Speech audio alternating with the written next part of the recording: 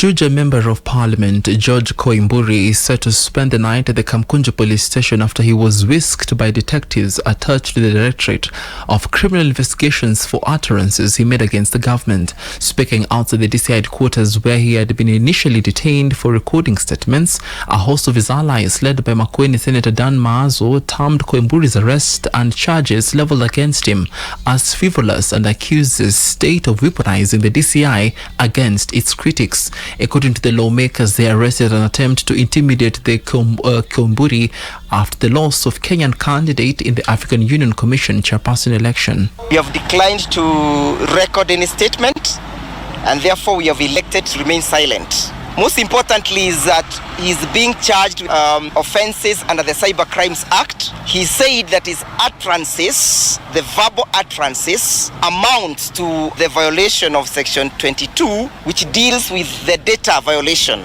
I think Raila's defeat at the AUC imeuma watu sana, au kwa serikali imewauma, and that's why they are now taking every single opportunity that they have to try to harass a member of parliament. A member of parliament is given an opportunity by the Constitution to oversight, to represent, and of course to come up with laws. The Juja lawmaker, a vocal government critic, had recently alleged that the government has spent 13 billion Kenya shillings campaigning for Raila Odinga during the African Union Commission elections. He was apprehended shortly after leaving his residence on Kenyatta Road in Juja, where he claimed to have noticed two Subaru vehicles stationed outside his home. According to the MP, they say officers apprehended him and drove him along Kiambu Road. Speaking from the floor of the National Assembly, the members of Parliament have mounted defense on President William Ruto's decision to support Raila Odinga for the AUC chair seat as they castigated dissenting voices rejoicing on Kenya's historic loss on the invested campaign. Led by the majority party leader Kimani Ichung'wah, the members of Parliament have asserted that Odinga was a deserving candidate given his experience on diplomatic and international issues. Prime Minister Raila Odinga did not run for chairship of AU under the instigation of William Ruto. Prime Minister Raila Odinga chose to run as chairperson of AUC, of the African Union Commission, on his own volition, because he is a Kenyan and an African statesman who deserved that position. President William Ruto did not choose to support Prime Minister Raila Odinga because he was his competitor in the last elections or because they have served in ODM together. You know, President William Ruto is a founder member of ODM. He chose to support Prime Minister Raila Odinga as a deserving Kenyan and African statesman. On his part, Majority Leader Junet Mohammed, or rather Minority Leader Junet Mohammed, described as unpatriotic leaders who have been celebrating Odinga's loss after campaigning for his downfall from the onset of the AUC elections last year in August. That was happening at the African Union, and some of the Kenyans became so unpatriotic and supporting a candidate against Kenya, Mr. Speaker, and even campaigning for him openly in the social media, in all kind of sphere, Mr. Speaker. Mr. Speaker, I cannot be so unpatriotic. If today a Kenyan of any color, any race, any religion, any creed comes out to contest for an international position, Mr. Speaker, I will support. In the spirit of being a Kenyan, Mr. Speaker, that's all. The first thing that we need to look at is being a Kenyan.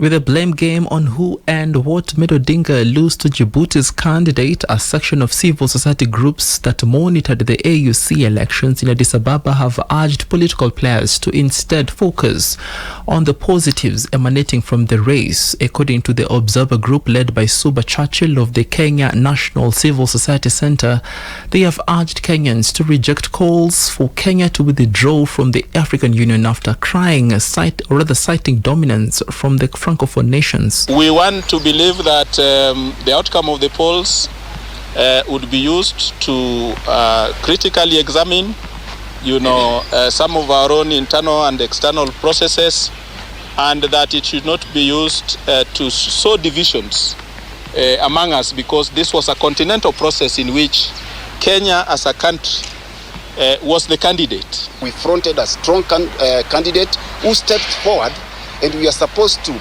congratulate him. I think it is not right for anybody trying to castigate, anybody trying to, look down upon the Right Honorable Raila Odinga for having stepped forward to represent us as a country. See, you don't get out of a marriage just because someone made bad food in one evening. And this is the story of international politics. Once you're part of a union, you're going to have to fight within it. Because if we are to establish a different outfit, how is that going to look like? Pearl Newsbeat. KMPDU Secretary General Dr. Davji Atela has protested remarks made by Health Cabinet Secretary Dr. Deborah Baraza Mulongo that intern doctors will receive 70,000 Kenya shillings as stipend against the agreed 206,000 Kenya shillings, and has threatened to stage a fresh wave of protest. Atela has warned that if Baraza's remarks are to go by, the doctors will stage a go-slow, noting that it will violate not only the 2017 collective bargaining agreement but also the return to work agreement entered between the state and the doctors' unions. The 70,000 Kenya shillings pay occasioned a long-standing nationwide strike by intern doctors last year, causing a crisis in the health sector. Deputy President Professor Kithure Kindiki on December 19th last year oversaw the signing of an agreement between the doctors and the Ministry of Health that saw the nationwide strike initially set for December 22nd effectively called off. The agreement, which was also signed by the Council of Governors, was said to see intern doctors paid a salary of 206,000 Kenya shillings in accordance with the CBA signed between the government and KMPDU in 2017. Pearl Newsbeat. Civil rights organizations have announced plans to stage demonstrations at Kenya's parliament buildings and the Ugandan embassy to demand the immediate release of Dr. Kizza Besigye and other political prisoners. In a statement, the organizations have observed that the detention of Besigye and other political prisoners contravenes a Ugandan Supreme Court ruling declaring unlawful the trials of civilians before a military court. Joined by other Kenyan civil players, the civil rights group have noted this as Besigye's health continues to deteriorate. Wale wote ambao wameshtakiwa kwa mahakama ya kijeshi ambao kesi zao zinaendelea ama wameweza kukata rufaa ama kwa njia moja ama nyingine kupinga kesi hizi kuweza kuachiliwa ama kesi zao kupelekwa kwa koti za kawaida ambazo zinahusiana na wananchi.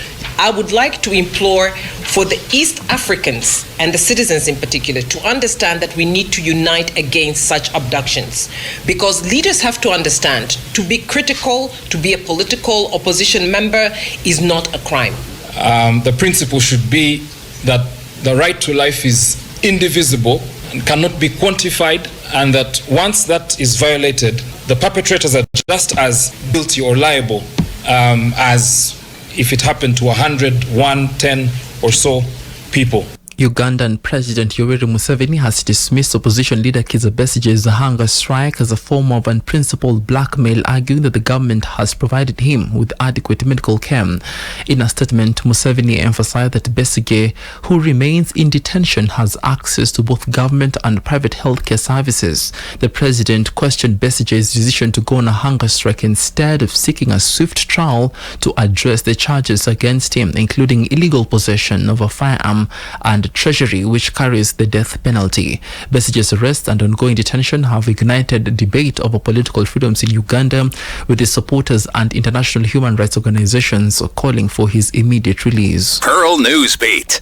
Sudan's sanctioned paramilitary group, the Rapid Support Forces, has postponed the unveiling of its political charter and constitution to February 21st. The event by General Mohammed Hamdan Dagalo-led group, initially scheduled to take place in Nairobi, was expected to mark the establishment of a parallel government. The announcement came after hundreds of RSF supporters gathered at the KICC, where senior members of the opposition forces, including the RSF Deputy Commander Abdel Rahim Dagalo, were in attendance.